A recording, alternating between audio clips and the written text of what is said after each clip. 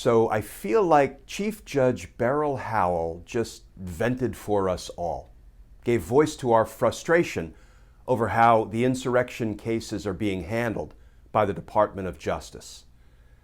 Let's talk about that, because justice matters.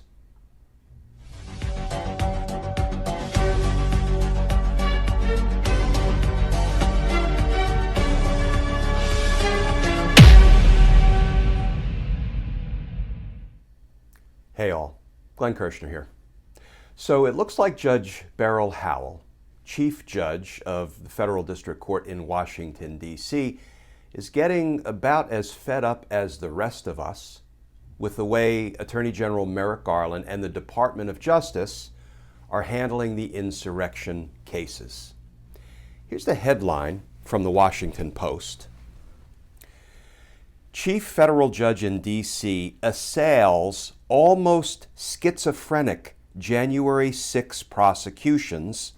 The rioters were not mere protesters. But before I read a passage from that Washington Post article, let's talk about who Beryl Howell is, because she knows whereof she speaks.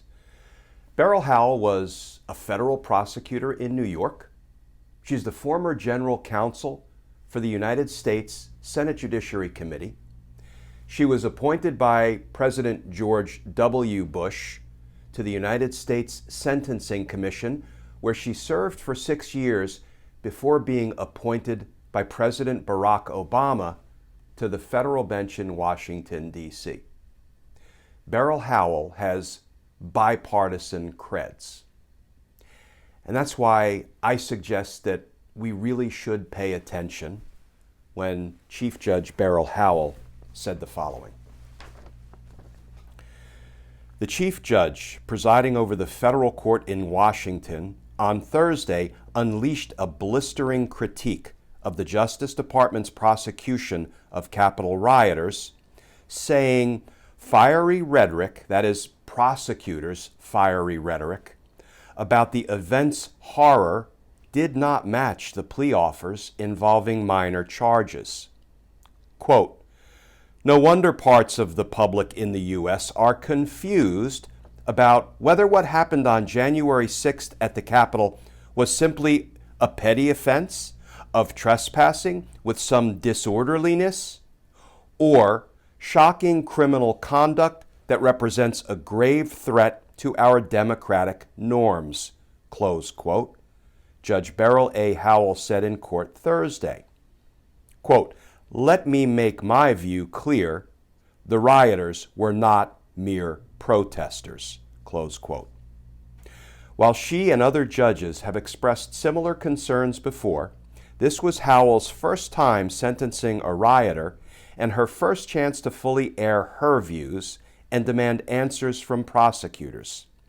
She took the opportunity, spending over an hour interrogating prosecutors on the decision to let Tennessee video game developer Jack Jesse Griffith plead guilty to the misdemeanor of parading inside the Capitol.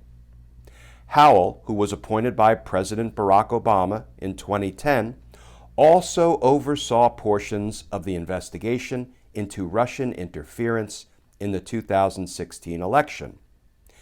Before taking the bench, she served as a prosecutor and worked on cybersecurity law in the public and private sector. Why, she asked, when prosecutors called the riot an attack on democracy unparalleled in American history, were Griffith and other participants facing the same charge as nonviolent protesters who routinely disrupt congressional hearings? Quote, "It seems like a bit of a disconnect," Howell said, "muddled and almost schizophrenic." And I was talking to our friend, Scott McFarland, the NBC reporter who's been doing remarkable real-time coverage of virtually all the insurrection cases. And after that hearing, here was Scott McFarland's take on what Beryl Howell was saying. He said, Chief Judge Howell was forceful, persistent, citing all the things the feds, the federal prosecutors, had argued before each question she asked about petty offenses. So in a very real sense, Judge Howell threw down the gauntlet, challenging Attorney General Merrick Garland and the Department of Justice to step up, to not be schizophrenic, as she put it, to have your plea offers match your rhetoric. Because these are not mere picketing or parading or protesting cases. They are, as prosecutors have been saying over and over again in open court, quote, an attack on our democracy unparalleled in American history, close quote. Now, I understand prosecutors have to make some hard choices. They have hundreds and hundreds and hundreds of insurrection cases that they're working through. And I understand in many ways they're doing the best they can. But when you're fighting for the future of our democracy, you've got to do better. You've got to fight harder. Because justice matters. Friends, as always, please stay safe. Please stay tuned. And I look forward to talking with you all again tomorrow.